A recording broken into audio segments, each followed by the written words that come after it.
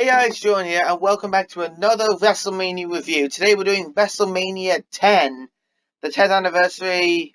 As you know, it's only the 10th anniversary. We're not going WrestleMania 25 levels of that. I really messed up this review already. This is first WrestleMania without Hulk Hogan, and the game things here. I combined one of the best matches of the night, Yokozuna versus Bret Hart, straight to make it have a good match, with another one of the best matches of the night, the Michaels Ramon ladder match. So first of all, without further ado, let's get into the results.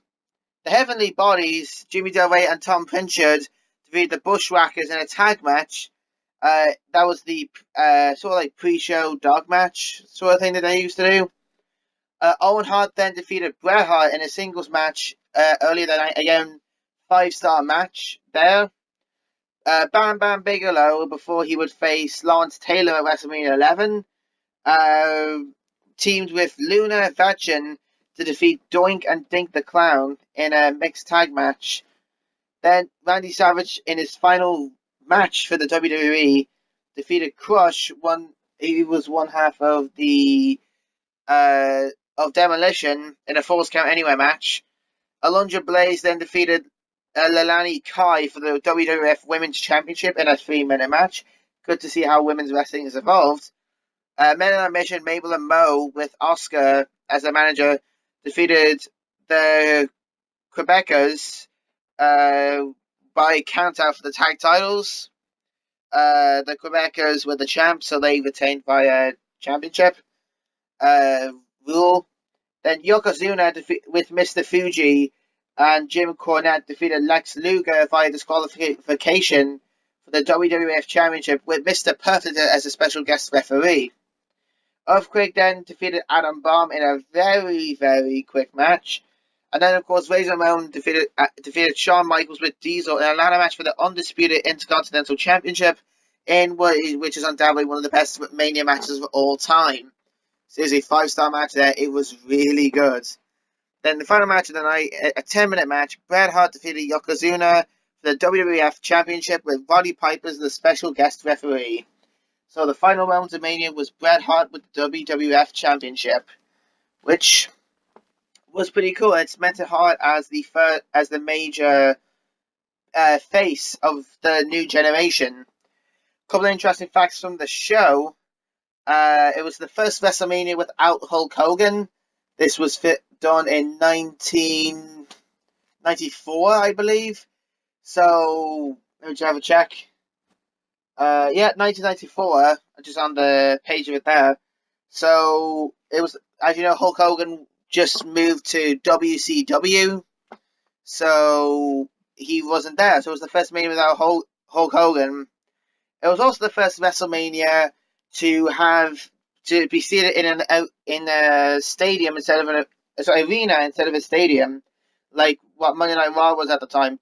18,000 people attended the WrestleMania, which was a bit mental and unprecedented. If you remember, WrestleMania 9 was held in like this massive stadium, but now it's just held in like these small arenas, and it stayed like that until WrestleMania X7.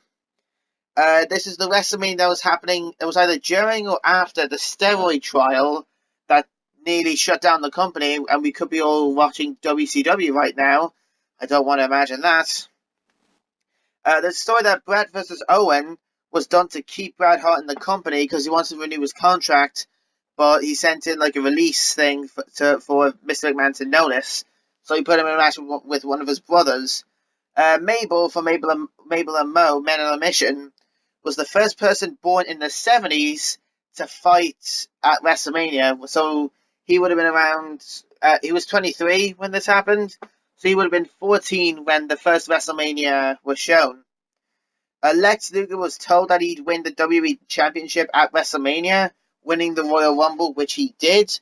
But plans were axed because Bret Hart, they did like something where Howard Finkel announced the winners of the Rumble, and everyone cheered for Bret Hart and nobody cheered for Lex Luger.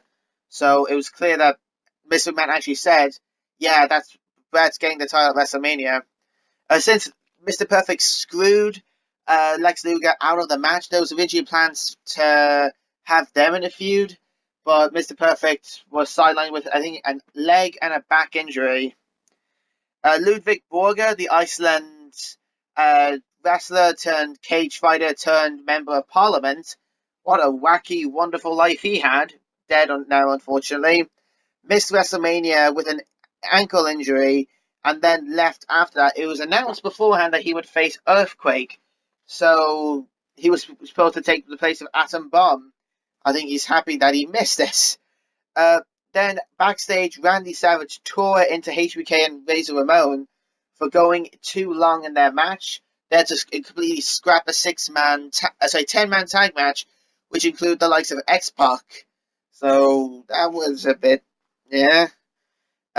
Michaels then didn't wrestle for a couple of months after WrestleMania. His next match after WrestleMania against Ramon was against Mr. Razor on Raw in August of that year, where the match went 20 minutes, and he thought that he'd take up a lighter schedule because then seeing him wrestle would be more, important. The closing moments of WrestleMania, which had Bret Hart up on people's shoulders, people clapping him, was all Macho Man's idea. So, good man, Macho Man, for doing one of the coolest moments in WrestleMania history.